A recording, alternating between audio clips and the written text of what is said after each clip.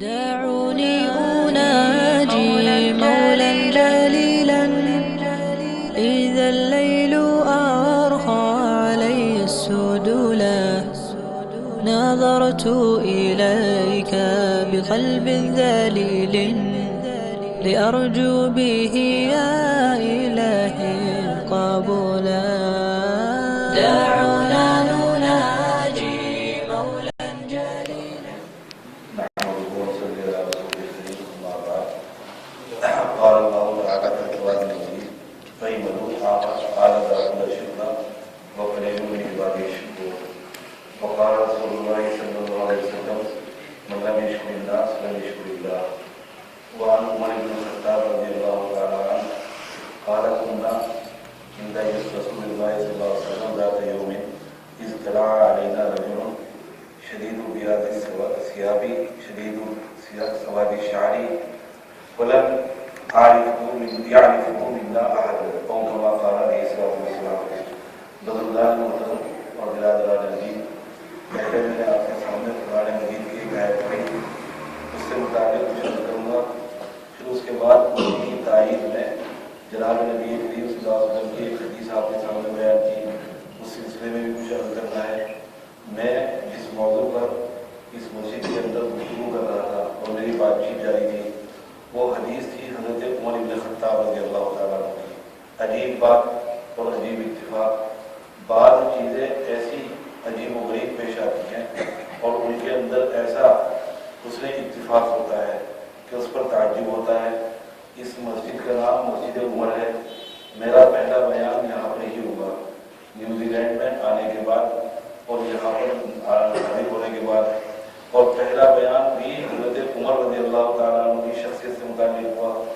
اور جو حدیث میں نے انتخاب کی بنیادی طور پر اس حدیث کے راوی بھی سیدنا عمر بن خطاب رضی اللہ تعالیٰ عنہ ہے اور اسی حدیث پر انشاءاللہ اختتام بھی ہوگا اس سفر کے بیانات کے سلسلے کا تو وہ حدیث جو سیدنا عمر بن خطاب رضی اللہ تعالیٰ عنہ سے میں نے بیان کی تھی ارشاد فرمایا تھا حضرت عمر نے کہ ہم ایک روز جناب نبی کریم صلی اللہ علیہ وسلم کی مجلس میں تھے آپ کی مجلس کے اندر حاضر تھے اور آپ علیہ السلام کی مجلس میں صحابہ رضوان اللہ علیہ مجمعین کی حاضری کا مقصد نہ وہاں کوئی ہفتہ وار کھانا ہوتا تھا نہ وہاں کھانے پینے کی کوئی چیز مہیا تھی نہ وہاں پر کوئی مجلس ہوتی تھی کوئی لطیفہ گوئی کی ہنسی مذاق اور ٹھٹھول کی یا وقت گزاری کا کوئی مشغلہ وہاں پر تھا پیغمبر کی خدمت میں تمام صحابہ کی حاضری کا واحد مقصد آپ سے دین کو حاصل کرنا تھا کھانے پینے کا تو یہ حال تھا کہ وہاں کھانا پینا ہی نصیب نہیں سیدنا ابو ہریرہ رضی اللہ تعالیٰ عنہ بیان فرماتے ہیں کہ مدینہ منورہ میں پیغمبر کے مکان اور آپ کے کاشانہ اقدس کے باہر یعنی آپ کے گھر کے باہر ایک چبوترا تھا جسے صفہ کہتے تھے آج بھی وہ صفہ موجود ہے مدینہ منورہ میں مسجد نبوی میں اور انتہائی بابرکت سینکڑوں صحابہ اس صفے کے اوپر بطور طالب علم رہتے تھے اور اس انتظار میں کہ پیغمبر کی کب مجلس ہو آپ باہر تشریف لائیں اور آپ دین کی کوئی بات ہمارے سامنے بیان کریں نہ وہاں پر کھانے کا انتظام تھا نہ وہاں پر ٹھہرنے کا انتظام تھا نہ وہاں پر کوئی ہاسٹل تھا نہ وہاں پر کوئی ہوٹل تھا کسی قسم کی کوئی سہولت نہیں تھی ابو ہریرہ کہتے ہیں کہ خدا کی قسم 3 دن اور 4 دن بلکہ ایک ہفتہ گزرتا تھا اور ہمارے پیٹ میں کوئی چیز اڑ کر بھی نہیں آتی تھی کہ کوئی تنکا کوئی پتا کوئی چیز خاک یا دھول ہمارے پیٹ میں پہنچ جائے کہتے ہیں کہ شدت فاقہ سے اور کھانا نہ ملنے کی وجہ سے کمزوری کی وجہ سے میں بار بار بے ہوش ہوتا تھا کھڑا ہوتا تھا تو کھڑے ہونے کی قوت نہیں تھی جسم کے اندر طاقت نہیں تھی اس لیے کہ پیٹ کے اندر غذا نہیں پہنچی ارے بھائی جان بچانا فرض ہے حضرات فقہا نے لکھا کہ اگر کوئی بھوکا ہو اور کسی کو کھانا نہ مل رہا ہو اور کھانا اس کو نصیب نہ ہو اور خطرہ ہو کہ میری جان چلی جائے گی اور اب جان کے اوپر بن آئی ہو جان نہ بچائی ہو تو اس کے لیے مردار کا کھانا جائز ہے لیکن اتنا کھائے جتنا اس وقت کے اندر پیٹ بھر جائے اتنا نہیں کھائے کہ پیٹ کو بالکل اناڑی کی بندوق کی طرح بھر لے جیسا کہ اناڑی لوگ بندوق بھرتے ہیں اس انداز سے نہیں فقہا نے کہا کہ اتنا اتنا کھا لے کہ ایک وقت کے لیے زندگی بچ جائے. ہو سکتا ہے کہ اللہ تعالیٰ اگلے وقت میں رزق حلال عطا فرما دے. تو سب سے اہم ترین چیز ہے. اسی لیے جناب نبی کریم صلی اللہ علیہ وسلم نے ایک حدیث میں ارشاد فرمایا کہ کفر آدمی کو فقر، فاقہ اور اس کی فلاکت، اس کی غربت، اس کی ناداری آدمی کو کبھی کبھی کفر تک پہنچا دیتی ہے.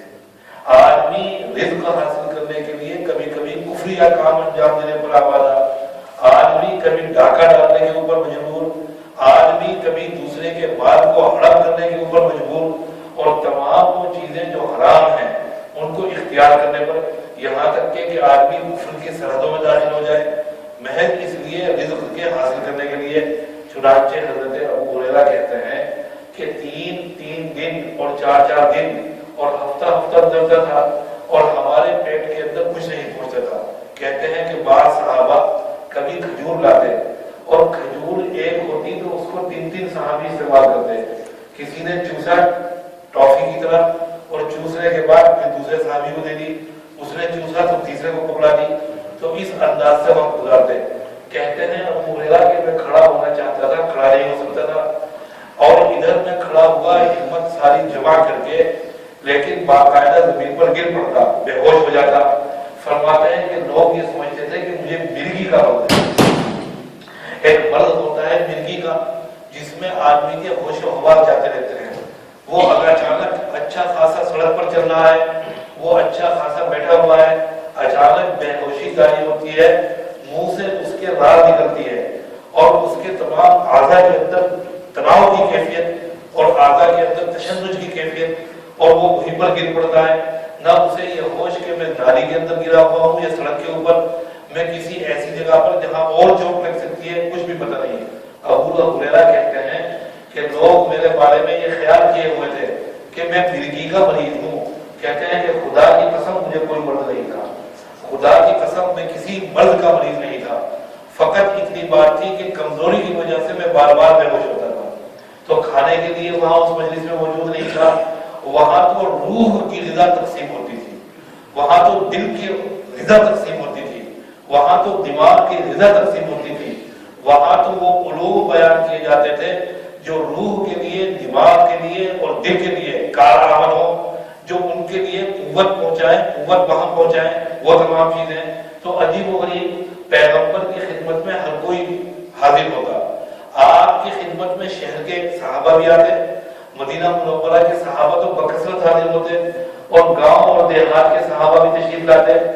گاؤں والوں کا انداز کے اندر سادگی ہوتی ہے، ان کے مزاج کے اندر بہر سادگی، اور شہر والوں کے یہاں پر تکلف، ان کی گفتگو میں بھی تکلف، ان کے رہنے سہنے میں بھی تکلف، ان کے اٹھنے بیٹھنے کے اندر بھی تکلف.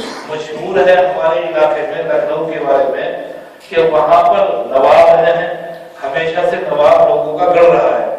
تو نواب حضرات نے تکلف میں ٹرینیں چھوڑ دی تھی. اسٹیشن کے اوپر 2 نواب آئے اور دونوں نوابوں کو ٹرین میں سوار ہونا تھا، ایک ہی جگہ جانا تھا. ٹرین آئی تو ایک نواب نے دوسرے نواب سے کہا آئیے حضور تشریف لائیے. دوسرے نے کہا نہیں آپ پہلے تشریف لائیے. اس نے کہا نہیں پہلے آپ تشریف رکھیے، کہ نہیں پہلے آپ تشریف رکھیے. اس آپ میں ٹرین چلی گئی اور دونوں کھڑے رہ گئے. یعنی تکلفات، گفتگو میں، بات چیت میں، کھانے پینے میں، نشست و برخاست میں، اٹھنے بیٹھنے میں، ہر ادا میں تکلف ہوگا. یہاں تک کہ لکھنؤ والے ککڑیاں بیچتے ہیں. بھائی شہزاد ککڑی کی خوبصورتی اور ککڑی کا کمال یہ ہے کہ وہ چھوٹی چھوٹی ہونی چاہیے. اگر وہ اتنی موٹی موٹی اتنی لمبی ہوگی تو اس کے نہ کھانے میں کوئی لذت نہ اس کا کوئی فائدہ. ککڑیاں وہ پسند کی جاتی ہیں جو چھوٹی چھوٹی ہوں. انہیں ہمارے اطراف میں پھول کہتے ہیں. لکھنؤ والے جب ککڑی گرمی کے موسم میں فروخت کرتے ہیں تو ان کے فروخت کرنے کا انداز بھی الگ. کہتے ہیں کہ لیلا کی انگلیاں، مجنو کی پسلیاں، کیا خوب میری ککڑیاں، کہ میری ککڑیاں ایسی ہیں جیسے لیلا کی انگلی. عورت کے ہاتھ کے اندر جو انگلیاں ہیں ان کا حسن یہ ہے کہ وہ باریک ہونی چاہیے، مخروطی شکل کی اور نہایت ہی نوکیلی. اور لیلا کی انگلیاں ایسی ہی تھی. اور کہتے ہیں کہ غم عشق میں مجنو سوکھنے لگا تھا انتہا سے زیادہ. باقاعدہ ایک بیل آتی ہے، اسے عشق پیچا کہتے ہیں. اس بیل کا یعنی ایک پودا ہے، اس بیل کا خاصہ یہ ہے کہ آپ اسے کسی بھی چیز پر چڑھا لیں، کسی بھی دوسرے پودے کے اوپر، اس کو بالکل زرد کر دے گی، اس کی جان نکال لے گی۔ تو عشق کو عشق پیچا اسی لیے کہتے ہیں کہ کسی کے سر پر اگر عشق کا بوجھ سوار ہو گیا، اب نہ کھانے کا ہوش نہ پینے کا ہوش، اب نہ سونے کا کوئی وقت ٹائم اور نہ جاگنے کا کوئی ٹائم، اب موبائل پر لگے ہوئے ہیں، 2 گھنٹے ہو گئے، 4 گھنٹے، اور غصہ آ رہا ہے کہ ان کی بیٹری کیوں چارج نہیں ہو رہی ہے، محبوب سے باقاعدہ گفتگو ہو رہی ہے اور چاہتے ہیں کہ لمبی لمبی گفتگو ہو۔ تو یہ عشق آدمی کو کسی کام کا نہیں چھوڑتا، لہذا غالب نے بھی کہا اردو کے شاعر نے کہ عشق نے غالب نکما کر دیا، ورنہ ہم بھی آدمی تھے کام کے، کہ غالب ہمیں عشق نے بیکار کر دیا، اب گھر میں پڑے ہوئے ہیں 24 گھنٹے ہاتھ پر ہاتھ دھرے، ورنہ عشق کی بیماری سے پہلے ہم بھی بہت تھے آدمی کام کے، بڑے کام کے آدمی تھے، بڑے ہنر تھے ہمارے اندر، سارے ہنر اور ساری طاقت عشق نے بیکار کر دی۔ تو اس بیل کو عشق پیچا کہتے ہیں، یعنی یہ ایسی بیل ہے جس پر اگر چڑھ جائے کسی پر تو اس کی جان ہی کھینچ لے، ایسے ہی عشق ہے کہ سوار ہو جائے کسی پر تو نہ اپنے خاندان کا ہوش ہوتا، نہ اپنے وجاہت کا ہوش ہوتا، نہ اپنی صلاحیت کا ہوش ہوتا، نہ اپنے کھانے پینے کا ہوش ہوتا، اور سوکھ کر ایسا ہو جاتا ہے جیسے کانٹا۔ مجنو بھی لیلا کے عشق کے اندر سوکھ گیا تھا، عجیب لکھا ہے مجنو کے واقعات میں اور حالات میں کہ باپ اس کو مکہ موضع میں لے گیا حج کرانے، اور ارادہ یہ تھا کہ خانہ کعبہ کے سامنے بیٹے کو لے جا کر دعا کرائے گا اور یہ کہے گا کہ بیٹے سے کہے گا کہ دعا کر کہ اللہ تعالیٰ اس خانہ کعبہ کی برکت سے تیرے سر سے عشق کا بھوت اتار دے، لیلا کا بھوت اتار دے، تاکہ تو خاندانی کوئی اساطینی قصہ نہیں ہے، کوئی ایسا کیریکٹر نہیں ہے مجنو کہ جو کہانیوں میں پیش آتا ہو۔ واقعتاً ایک شخص گزرا ہے، عیس ابن عامر، باقاعدہ نجد کا رہنے والا ہے اور اونچے خاندان کا ہے۔ باپ کو بڑی فکر ہے کہ اگر یہ لڑکا ایسے ہی برباد ہو گیا تو خاندان بھی برباد ہوگا، حج کے لیے لے گئے۔ جب خانہ کعبہ کے سامنے کھڑا ہوا تو باپ نے کہا بیٹا دعا مانگ کہ اللہ تعالیٰ لیلا کا عشق تیرے سر سے اتار دے۔ تو خانہ کعبہ کا پردہ پکڑ کر کہنے لگا اے اللہ اس کے عشق میں اور اضافہ کر دے۔ باپ نے کہا بیڑا غلط، تیرا بیڑا غلط ہو، تو نے تو یہاں تک کی ساری محنت ہی برباد کر دی، ساری جتنی سفر کی صعوبت تھی اور دشواری اور جتنا پیسہ خرچ ہوا سب برباد کر دیا۔ کس مقصد کے لیے لایا تھا اور کس مقصد کو تم نے یہاں پر آ کر استعمال کیا؟ عشق کی دعا کرنے لگا سوال کے اوپر۔ اب پیغمبر علیہ السلام کی خدمت میں صحابہ حاضر ہوتے ہیں، دیہات کے صحابہ بڑے بہتر ہوتے ہیں، ان کی زبان میں بہت ساری آ کر کھڑے کھڑے کہتے ہیں محمد، نہ آگے کچھ نہ پیچھے کچھ، نہ کوئی آداب نہ کوئی کسی طرح کی چیز، جانتے نہیں تھے کہ پیغمبر کیا ہے، پیغمبر کا مرتبہ کیا ہے، پیغمبر کا منصب کیا ہے، پیغمبر کا درجہ کیا ہے۔ اسی انداز پر ایک صحابی ہے فضالہ رضی اللہ تعالیٰ عنہ، ان کے بیٹے ہیں ابن فضالہ، وہ بیان کرتے ہیں کہ ایک موقع پر میرے والد جناب نبی کریم صلی اللہ علیہ وسلم کی خدمت میں حاضر ہوئے اور حاضر ہونے کے بعد بیعت اسلام کی، اسلام قبول کیا آپ کے ہاتھ پر اور اسلام لے آئے نبی کریم صلی اللہ علیہ وسلم کے ہاتھ پر۔ صحابہ عجیب و غریب انداز کے حالات میں پیش آتے۔ ایک صحابی کو پیغمبر نے اسلام قبول کرایا، اسلام قبول کرانے کے بعد آپ بیعت اسلام لے رہے ہیں، آپ نے تمام چیزوں سے ان کی توبہ کرائی، نماز پڑھیں گے، روزہ رکھیں گے، زکوٰۃ دیں گے، حج کریں گے وغیرہ وغیرہ، زنا نہیں کریں گے، چوری نہیں کریں گے، غیبت نہیں کریں گے، ڈاکہ نہیں ڈالیں گے، ناحق کسی کو قتل نہیں کریں گے، تمام چیزیں۔ وہ صحابی کہنے لگے یا رسول اللہ سب چیزیں ممکن ہیں، ایک چیز ممکن نہیں۔ آپ نے فرمایا کیا کہ یا رسول اللہ میں زنا کرنے کا عادی ہوں، زنا مجھ سے نہیں چھوٹ سکتا۔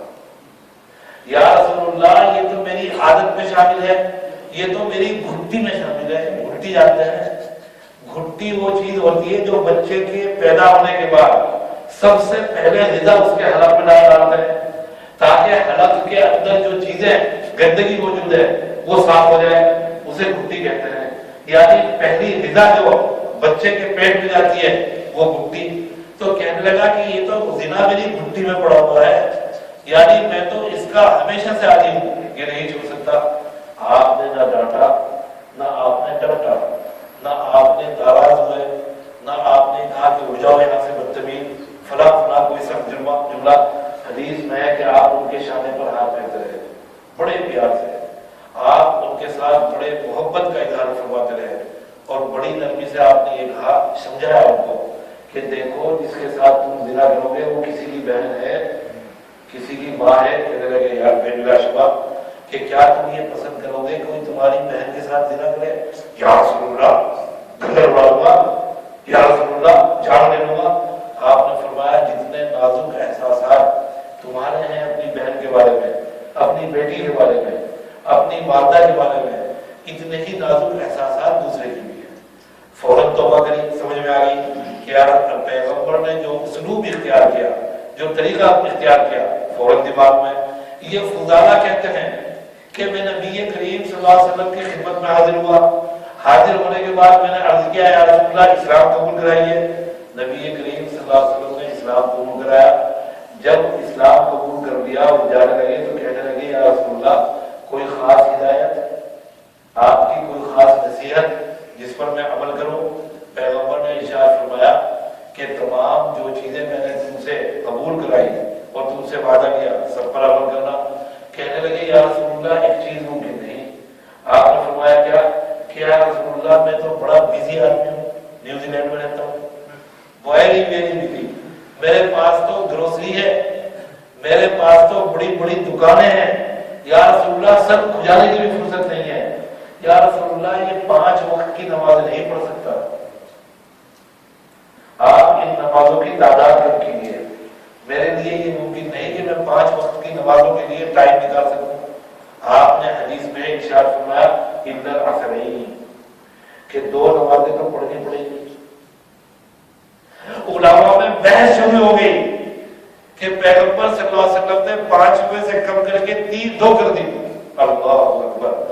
سیوطی، جلال سیوطی ایک بڑے عالم گزرے، وسیع نظر عالم، کشمیری نے کہا کہ سیوطی، جلال سیوطی وسعت معلومات میں ابن حجر سے کم نہیں ہے۔ حافظ ابن حجر اسقلانی ایک بڑے محدث گزرے، کون سی حدیث کے راوی کون ہیں، کون سا واقعہ کہاں پیش آیا، الامان الفیل، حافظ کی نظر سے بچ کر نہیں جا سکتا، ایسا وسیع کیا۔ علامہ کشمیری نے کہا کہ سیوطی بھی اسی درجے کے عالم ہیں جس درجے کے ابن حجر، لیکن سیوطی حاتم اللیل ہے۔ کیا ہے یہ؟ حاتم اللیل، جیسا رات کو لکڑیاں چننے والا جنگل میں کہ کبھی کبھی سانپ کو بھی پکڑ لیتا ہے لکڑی سمجھ کر، سیوطی ایسے نہیں ہے، کبھی کبھی کچی بات بھی نہیں لیتے ہیں، باوجود اس کے وہ بات کچی ہوتی ہے، وہ بات قابل قبول نہ ہونی چاہیے۔ سیوطی نے کہا حدیث کے اوپر گفتگو کرتے ہوئے کہ پیغمبر کا یہ منصب ہے، نبی کریم صلی اللہ علیہ وسلم کا یہ مرتبہ ہے کہ آپ کو یہ اتھارٹی ہے کہ آپ اگر چاہیں تو فرائض کے اندر تخفیف کر دیں، فرائض کو کاٹ دیں۔ 5 ارے بھائی فرض اس کو کہتے ہیں جس کو اللہ تعالیٰ نے ہمارے اوپر براہ راست لازم کیا، زکوٰۃ فرض کر دی، پیغمبر نے فرض نہیں کی، اللہ تعالیٰ نے۔ نماز فرض کر دی 5 وقت کی، پیغمبر نے نہیں کی، اللہ تعالیٰ نے۔ اسی طریقے پر حج فرض کر دیا وغیرہ وغیرہ، جو اللہ تعالیٰ کی جانب سے ہو اسے فرض کہتے ہیں۔ اب کہتا ہے سیوطی کہ پیغمبر کو یہ اتھارٹی ہے کہ وہ چاہیں تو فرائض کے اندر کٹوتی کر دیں، جیسا کہ فضالہ کے لیے ارشاد فرمایا کہ عصرین کہ فضالہ چلو 2 نمازیں پڑھ کے کرو، ایک فجر کی نماز اور ایک عصر کی نماز، عربی لغت اور عربی زبان کے اندر کہتے ہیں عام طور سے استعمال ہے اسودین، جبکہ ایک ہی جگہ پر سانپ بھی ہو اور بچھو بھی ہو تو دونوں کا ایک جگہ پر موجود ہے تو عرب والے کہتے ہیں اسودین، اسود کہتے ہیں سانپ کو، لیکن سانپ زہر میں بچھو سے زیادہ ہے، لہذا تغلیباً غلبہ دیتے ہوئے اسودین۔ ایسے ہی عصر اور مغرب کی نماز ہے، فجر کی نماز اور عصر کی نماز دونوں اہمیت کی حامل ہیں۔ قرآن مجید میں باقاعدہ عصر کی نماز کا ذکر آیا، حافظوا علی الصلوات والصلاۃ الوسطی۔ اکثر مفسرین نے کہا کہ اس آیت میں صلاۃ الوسطی سے مراد صلاۃ عصر ہے، یعنی وسطی سے مراد عصر کی نماز نماز ہے، تو انتہا سے زیادہ اہمیت کے حامل اب پیغمبر نے دونوں نمازوں کو ارشاد فرمایا کہ اسودین عصرین. ایسے ہی سورج اور چاند دونوں کے لیے الگ الگ لفظ عربی میں. سورج کو شمس اور چاند کو قمر کہتے ہیں. ایوب اگر عربی لغت کے اندر قاف میم اور را ایک جگہ جمع ہو جائیں معنی پیدا ہو جائیں گے گجنے اور بڑھنے کے. کس چیز کے؟ احیانا شیء یزید و احیانا ذالک الشیء ینقص. سمجھ رہے ہو میری بات کو؟ اگر عربی زبان میں قاف میم اور را قمر ایک جگہ جمع ہو جائیں تو معنی پیدا ہو جائیں گے گھٹے. چاند کو چاند اسی لیے کہتے ہیں کہ پہلی تاریخ سے 14 تاریخ تک بڑھتا ہے اور 14 تاریخ کے بعد گھٹنا شروع ہو جاتا ہے قمر. اسی لیے وَمِنْهُ الْقِمَارُ اور اسی سے ہے قمار گیمبلنگ جوا کہ آدمی کبھی جیتتا ہے آدمی کبھی ہارتا ہے اسی لیے اسے جوا کہتے ہیں. قمار بازی جوا کھیلنا. تو آپ نے ارشاد اگر عربی زبان کے اندر دونوں چاند بھی موجود ہو اور سورج بھی تو کہتے ہیں قمرعین. کیا کہتے ہیں بھائی؟ قمرعین. تو آپ نے فرمایا فضالہ سے کہ فضالہ عصرین تو پڑھنی پڑے گی یعنی فجر کی نماز. اب سیوطی نے کہا کہ پیغمبر کو اتھارٹی ہے کہ فرائض میں کشمیری حدیث پر گزرے. امام العصر علامہ شاہ کشمیری میں کہتا ہوں کہ ابن حجر جس درجے کے ہیں اور جس درجے کے سیوطی ہیں اسی کے برابر کے درجے میں کشمیری بھی ہیں. ان کے علوم بھی اسی درجے کے ہیں. اللہ تعالیٰ نے وہ کمال عطا فرمایا تھا علوم کے اندر وہ مہارت عطا فرمائی تھی کہ الامان الفیل. اور یہ چیز کیسے حاصل ہوتی ہے؟ اس میں تقوی بھی چاہیے, اس میں عقل حلال بھی چاہیے, اس میں آدمی کو احتیاط بھی چاہیے. احتیاط کس درجے کی؟ ان کے شاگرد بیان کرتے ہیں علامہ کشمیری کے لاہور میں جامعہ اشرفیہ ہے, اس کے صدر مدرس بھی رہے اور شیخ الحدیث حضرت مولانا ادریس صاحب کاندھوی. وہ بیان کرتے ہیں کہ میں شاہ صاحب کے ساتھ سفر میں تھا ایک موقع پر ٹرین کے اندر. شاہ صاحب اور میں کمپارٹمنٹ میں بیٹھے ہوئے تھے ٹرین کے ڈبے میں. اچانک کچھ توجہ آ گئی اور سامنے کے ڈبے پر بیٹھ گئی, سامنے سیٹ کے اوپر. اب شاہ صاحب کی تو نظریں نیچے بالکل. کہتے ہیں خود علامہ کشمیری نے بیان کیا کہ دیوبند میں جب علامہ کشمیری درس دیتے تھے تو حکیم الاسلام حضرت مولانا قاری محمد طیب صاحب کے مکان پر رہتے تھے, یعنی حضرت حجت الاسلام مولانا قاسم نانوتوی کے مکان پر علامہ کشمیری وہیں پر مقیم تھے. ایک روز سبق پڑھا کر آئے دارالعلوم دیوبند سے اپنے مکان پر, تو ہماری پھوپھی جو چھوٹی تھی اس وقت 3-4 سال کی وہ دروازے میں تھی. دادا نے ان سے دریافت کیا کشمیری کے آ جاؤ یعنی گھر میں داخل ہو جاؤ مردا ہے. وہ چھوٹی سی بچیوں نے کہا جاؤ. سامنے قاری محمد طیب صاحب کی والدہ بیٹھی ہوئی تھی. اچانک کشمیری کی نظر پڑ گئی. سبق میں رات کو عشاء کے بعد آئے بخاری کے, روئے اور کہا جب سے بالغ ہوا ہوں آج پہلی بار کسی نامحرم پر نظر پڑ گئی. آج بغیر ارادہ پہلی بار کسی نامحرم پر نظر پڑ گئی. ارے بھائی جناب نبی کریم صلی اللہ علیہ وسلم نے ارشاد فرمایا, حدیث ہے, ہاتھ بھی زنا کرتے ہیں. آپ نے فرمایا آنکھیں بھی زنا کرتی ہیں. آپ نے فرمایا کان بھی زنا کرتے ہیں. آپ نے فرمایا زبان بھی زنا کرتی ہے. آپ نے فرمایا قدم بھی زنا کرتے ہیں. حدیث ہے کہ پیغمبر نے ارشاد فرمایا جس جگہ زنا کی برائی انجام دی جائے گی, زنا کیا جائے گا, اس جگہ سے 70 گز چہار جانب نحوست چھا جائے گی. اللہ تعالیٰ برکت کرے. اللہ تعالیٰ یعنی برائی کے یہ اثرات ہیں. ذرا سوچو جب گناہ کے یہ اثرات ہیں تو جس جگہ پر نیکی انجام دی جائے گی, جہاں تلاوت کی جائے گی, جہاں قرآن پڑھا جائے گا, جہاں نوافل و نمازیں ادا کی جائے گی, اس کی برکات بھی اسی طریقے پر پھیلتی ہیں. تو فرمایا کہ نبی کریم صلی اللہ علیہ وسلم نے فضالہ کو کہ فضالہ 2 نمازیں تو پڑھنی پڑیں گی. اب کشمیری اللہ تعالیٰ نے علم ادا کیا, سیوطی پر ناراض ہو گئے. کہا کیا کہتا ہے اور کہا کہ یاد رکھنا پیغمبر کو یہ اتھارٹی نہیں ہے, یہ مجال نہیں ہے پیغمبر کو کہ وہ خدا کے عائد کردہ فرائض کے اندر کٹوتی کر سکے. پیغمبر کو بھی یہ اختیار نہیں ہے کہ وہ فرائض کے اندر کمی و بیشی کر سکیں, کہیں اضافہ کر دیں اور کہیں کمی کر دیں. بہت ناراض ہے سیوطی پر. پھر فرمایا کہ ابن الحسنین کا کیا مطلب ہے؟ پیغمبر نے فضالہ کے سوال میں کہ یا رسول اللہ I am very busy man, I am a businessman, I can't do my namaz every day 5 times, can't pray. نبی کریم صلی اللہ علیہ وسلم سے اب اس کا کیا مطلب ہوا؟ پیغمبر نے کہا اچھا 2 پڑھ لو. کیا مطلب؟ کشمیری نے کہا کہ اس کا مطلب یہ ہے کہ پیغمبر یہ فرما رہے ہیں فضالہ نمازیں تو 5 ہی پڑھنا پڑیں گی، کم نہیں کیا سکتا. ہاں تمہیں میں اور توجہ دلاتا ہوں فضالہ کہ تم 2 نمازوں کا خاص طور پر اہتمام کرنا. نمازیں تو 5، کیونکہ پیغمبر ان کے سوال سے سمجھ گئے کہ یہ بڑے مصروف آدمی ہیں، بہت بزی آدمی ہے، اور آپ نے یہی سمجھ کر کہا کہ نمازیں تو 5 کی 5 پڑھنی پڑیں گی، لیکن عصرین یعنی فجر کی نماز اور عصر کی نماز تو خاص طور سے. کشمیری نے کہا کہ یہ اس لیے کہ یہ 2 ٹائم ایسے ہیں جن میں فرشتوں کی ڈیوٹیاں تبدیل ہوتی ہیں. فجر کی نماز کے وقت تازہ دم فرشتے آتے ہیں. حدیث میں ہے کہ جب فرشتے ڈیوٹی ختم کر کر اوپر پہنچتے ہیں تو اللہ تعالیٰ دریافت کرتے ہیں میرے بندوں کو کس حال میں چھوڑا کہ عورت دیکھ تو سو رہتے ہیں کہ بہت کھانے والی رات ہم سے اٹھا جاتا ہے. دریافت فرماتے ہیں کہ بندے کو کس حال میں چھوڑا. ملائکہ کہتے ہیں کہ اے اللہ اس حال میں کہ وہ فجر کی نماز ادا کر رہے تھے. اللہ تعالیٰ اب فرشتوں سے کہتے ہیں کہ یہ ہیں میرے بندے جن کی پیدائش پر تمہیں اعتراض تھا.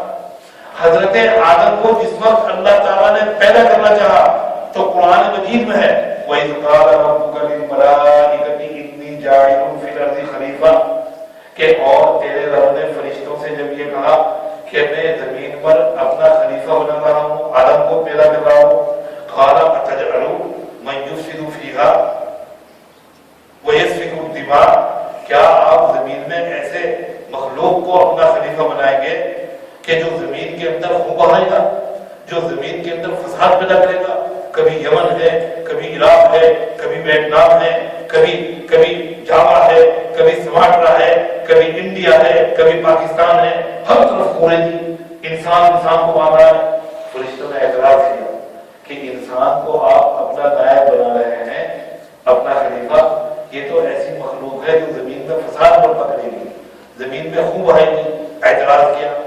اردو کا شاعر غالب اسد اللہ کا غالب کہتا ہے اسی مضمون کو کہ پکڑے جاتے ہیں فرشتوں کے لکھے پر نہ آدمی کوئی ہمارا دم تحریر بھی تھا کہ اے اللہ تو نے فرشتوں کو ہمارا حساب کتاب لکھنے کے لیے ہمارے دائیں بائیں بٹھا دیا. ابھی قاری صاحب پڑھے تھے کرام کاتبین یعلمون ما تفعلون کہ یہ دائیں جانب والا فرشتہ حدیث میں ہے نیکیاں لکھتا ہے، بائیں جانب والا فرشتہ برائیاں لکھتا ہے، گناہ لکھتا ہے. تو غالب یہ کہتا ہے کہ اے اللہ یہ تو وہ مخلوق فرشتے ہیں جن کو ہماری پیدائش پر اعتراض تھا، یہ تو پہلے دن سے ہمارے خلاف ہے، اور انہی کو آپ نے اکاؤنٹنٹ بنا کے بٹھا دیا. یہی ہمارا حساب کتاب رہ گئے. یہ انصاف کی بات نہیں ہے کہ ان کے لکھے ہوئے کو آپ تسلیم کرتے ہیں اور ان کے لکھے ہوئے کو مان کر آپ ہمارے حق میں جنت اور جہنم کا فیصلہ کریں. پکڑے جاتے ہیں فرشتوں کے لکھے پر ناحق. یہ انصاف کی بات نہیں کہ ہم پکڑے جا رہے ہیں کس کے لکھے ہوئے پر؟ فرشتوں کے. آج بھی کوئی ہمارا دم تحریر بھی تھا جب یہ ہمارا اکاؤنٹ بنا رہے تھے، اس وقت ہماری نو میں سے، ہماری جنس میں سے اور ہماری آدمیت میں سے، انسانوں میں سے کوئی آدمی موجود تھا بطور گواہ. یہ تو ہمارے پہلے دن سے خلاف ہیں. اب وہ ملائکہ ہم تعالیٰ جل مجدہ تو ارشاد فرمایا نبی کریم صلی اللہ علیہ وسلم نے کہ اللہ تعالیٰ کے پاس جب فرشتے پہنچتے ہیں ڈیوٹی ختم کر کے تو پوچھتے ہیں شہزاد کیا کر رہے تھے؟ کہ نماز پڑھ رہے تھے. کہ دیکھو یہ ہے میرے دو بندے جن کے بارے میں تمہیں اعتراض تھا، جن کو پیدا کرنے گئے، دیکھو کیسی عبادت میں لگے ہوئے ہیں، فخر کرتے ہیں. ایسے ہی فرشتوں کی ڈیوٹی ختم ہوتی ہے عصر کے وقت میں. دریافت فرماتے ہیں کہ بھائی کیا حال میں چھوڑا؟ کہ جی وہ تو مارکیٹ کا وقت ہے، سپر مارکیٹ چل رہی ہے، کسٹمر اس وقت مارکیٹ کے اندر موجود ہیں بڑی تعداد میں، گھسے کی دکان چل رہی ہے، اس وقت تو بات کرنے کی فرصت نہیں. نماز تو کہاں؟ بعد اللہ کے بندے سب چھوڑ چھاڑ کر عصر کے لیے کہتے ہیں فرشتے کی مسجد میں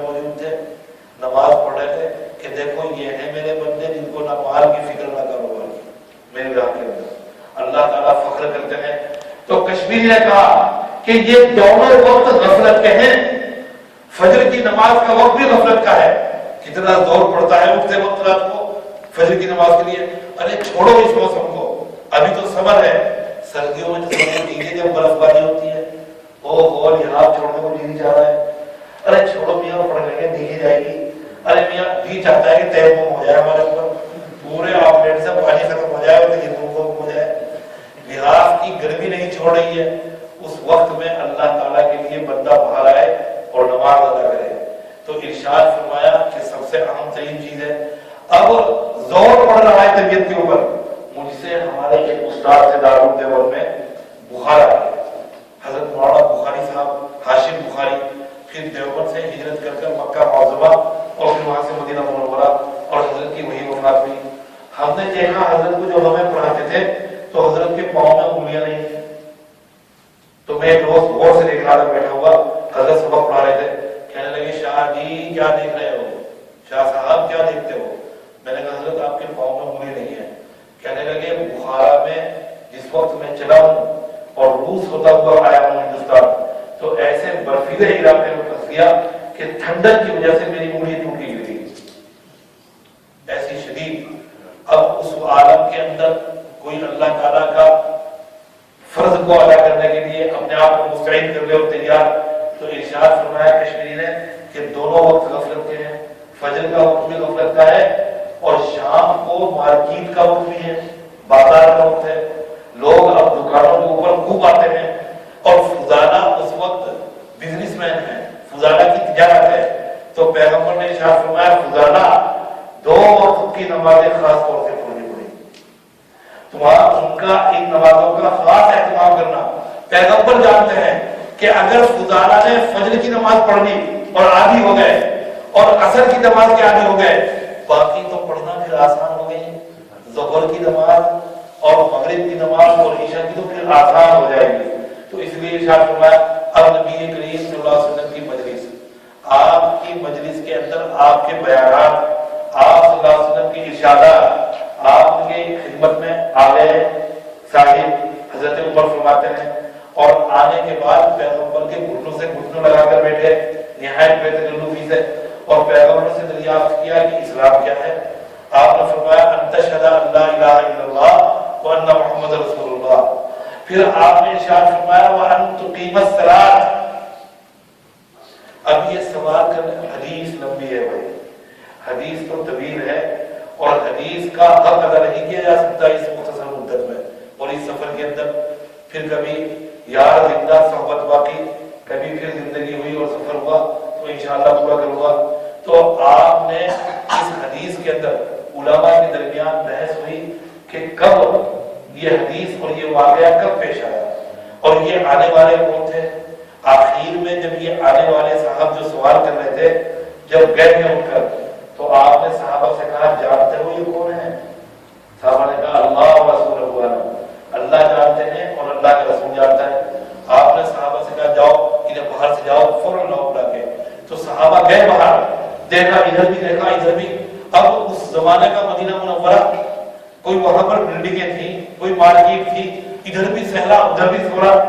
آنے کی بات ہے یا رسول اللہ کوئی بھی نہیں وہاں. تو آپ نے فرمایا ھذا جبرائیل یعلمکم دینکم اتاکم یعلمکم دینکم. یہ تو جبرائیل تھے جو تمہارے پاس تمہارے دین کو سکھانے کے لیے. بتانے کی بات یہ ہے، سمجھانے کی بات یہ ہے اس کے اندر کہ علماء میں بحث ہوئی کہ جبرائیل کا یہ آنا اور پیغمبر کی خدمت میں اور آپ کی مجلس میں شریک ہونا اور سوال کرنا یہ کب کا واقعہ ہے. اتفاق کیا علماء نے کہ پیغمبر کے حجۃ الوداع کے بعد آپ نے جو آخری حج فرمایا آخری عمر میں اور اس کے چند مہینے کے بعد آپ کی وفات ہو گئی، اس کے بعد یہ جبرائیل آئے ہیں.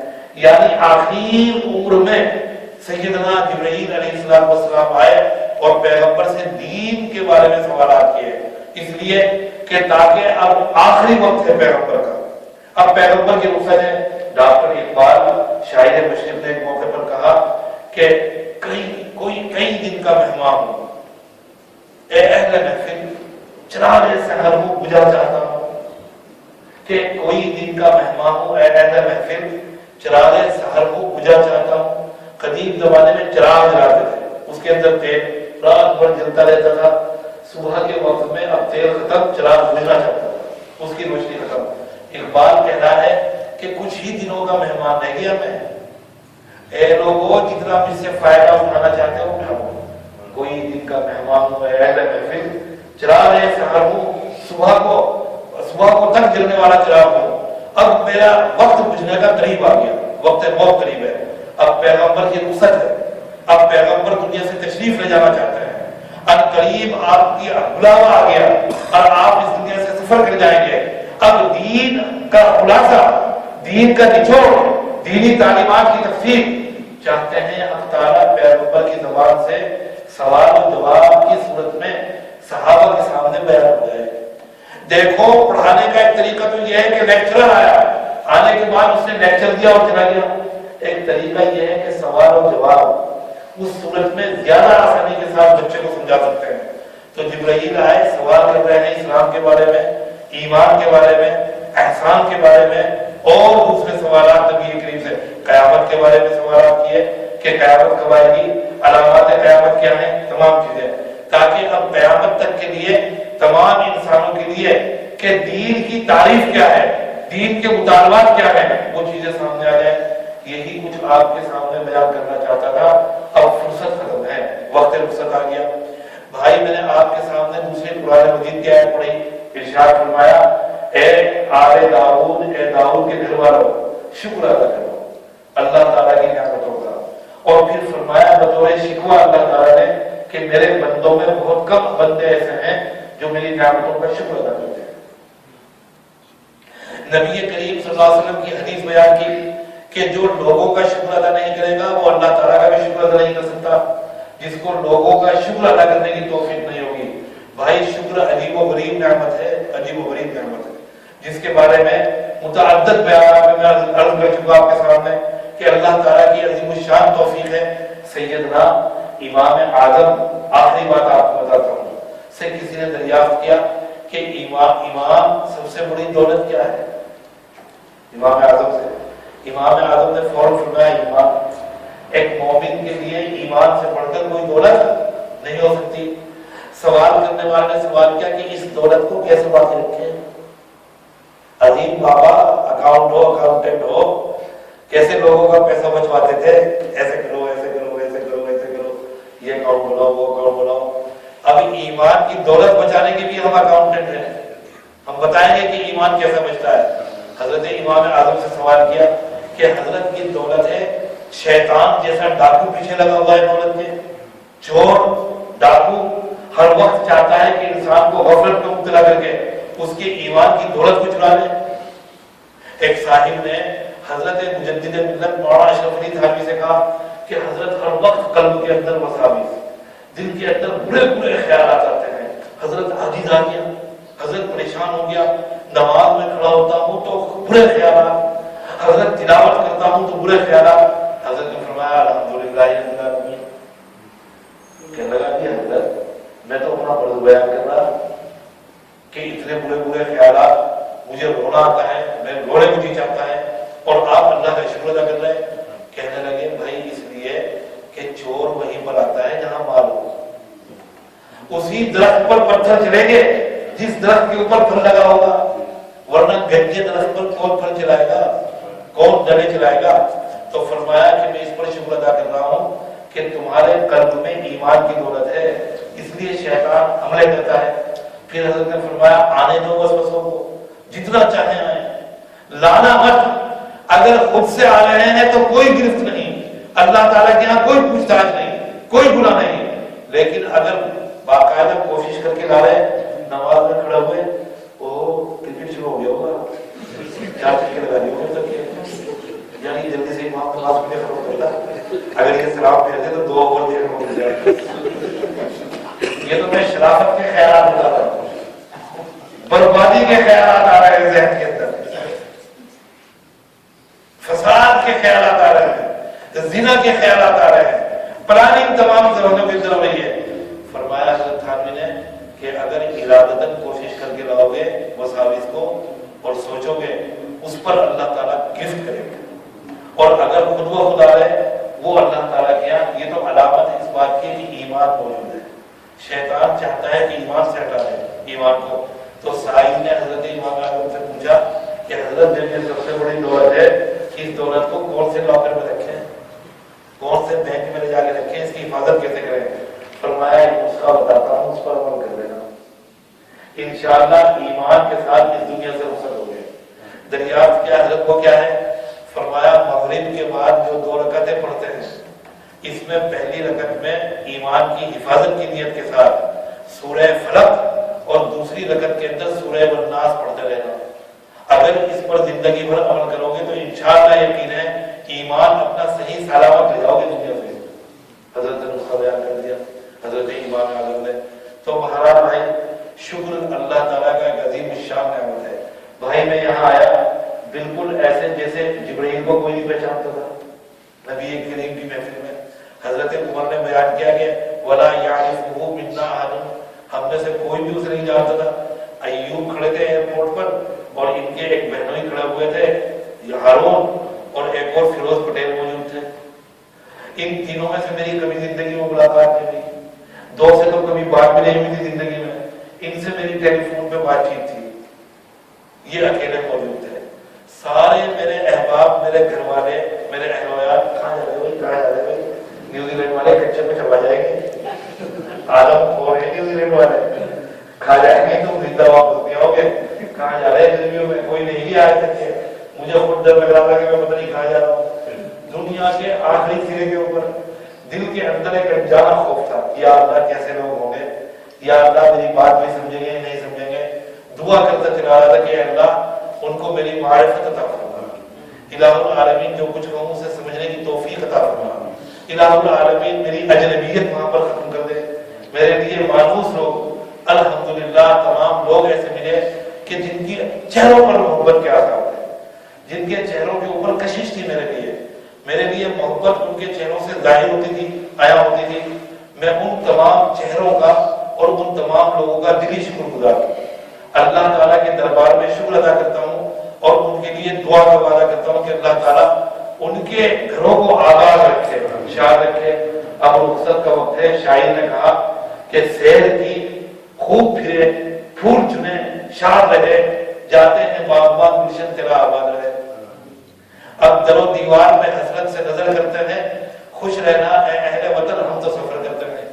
پھر انشاءاللہ کبھی ملاقات ہوگی اور آپ کے اس مسجد کے اندر اگر توفیق ہے، میں کس کس کا شکریہ ادا کروں؟ میرے پاس الفاظ نہیں ہے، یہ ایوب بیٹھے ہوئے ہیں۔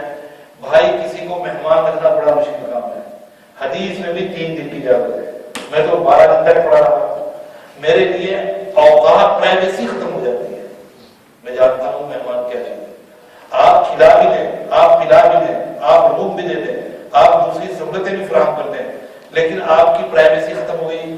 آپ میرے ساتھ انگیج ہو گئے، آپ میرے ساتھ مصروف ہو گئے، 12 دن سے میرے ساتھ مصروف ہیں۔ مجھے پتہ نہیں کب میرے کپڑے دھل گئے، کب میرے کپڑوں پر پریس ہو کر آ گئی میرے کمرے کے اندر، کب میری چائے، میری عادات، میرے مزاج ایک ایک چیز کا۔ اور عجیب جن آدمی ہیں، جن واللہ نہیں سب وہ انسان، وہ جن ایسا جن آدمی اللہ نے مسلط کیا میرے اوپر کہ ادھر زبان سے نکلا ادھر پورا، کسی بات کو ادھر میرے زبان سے ادا کیا۔ اور ایوب صاحب نے اسے خدا تعالیٰ ان کے اہل و عیال کو اور خدا تعالیٰ انہیں احسن الجزا عطا فرمائے، دل سے دعا ہے۔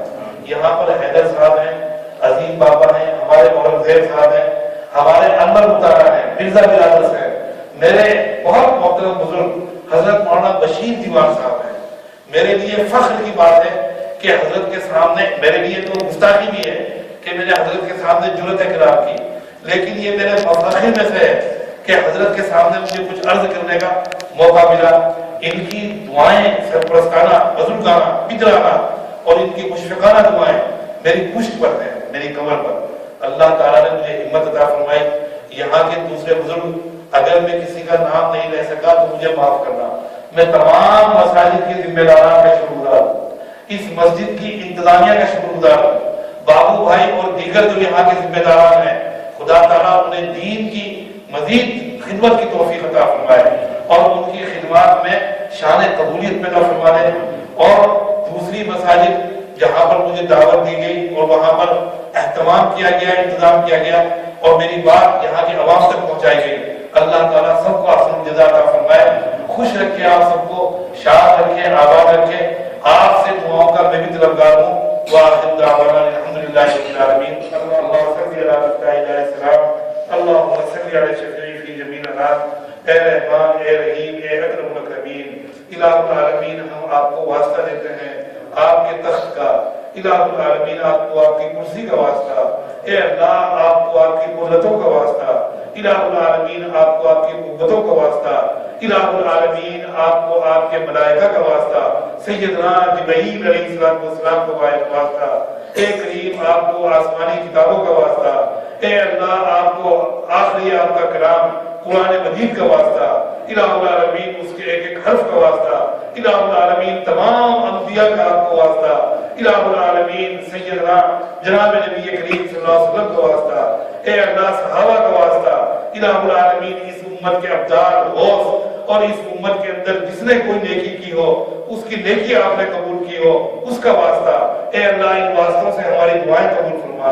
اے اللہ ہماری دعائیں قبول فرما، الہ العالمین اس ملک میں مسلمانوں کو امن عطا فرما، الہ العالمین عافیت عطا فرما، اے اللہ ترقیات دین و دنیا عطا فرما، اے اللہ ان کی نسلوں کی حفاظت فرما، الہ العالمین ان کے بیٹوں کی حفاظت فرما، ان کی بیٹیوں کی حفاظت فرما، اے کریم ان کی ماؤں کی اور بہنوں کی حفاظت فرما، اے اللہ ان کے لیے رزق آسان فرما، الہ العالمین تمام عالم اسلام کے مسلمانوں کی حفاظت فرما، اے اللہ دنیا میں جہاں جہاں مسلمان ہیں ان سب کو عزت عطا فرما، شوکت عطا فرما، عظمت عطا فرما، الہ العالمین ان دعاؤں کو قبول فرما، اے اللہ جو بیمار ہیں انہیں صحت و شفا عطا فرما، الہ العالمین جو ضرورت مند ہیں ان کی ضرورتیں پوری فرما، اے اللہ آپ قاضی الحاجات ہیں، الہ العالمین آپ ہی حل المشکلات ہیں، الہ العالمین اکرم الاکرمین رب العالمین اپنے فضل و کرم سے دعاؤں کو قبول فرما، اے کریم میرا سفر آسان فرما، سبحان ربک رب العزت عما یصفون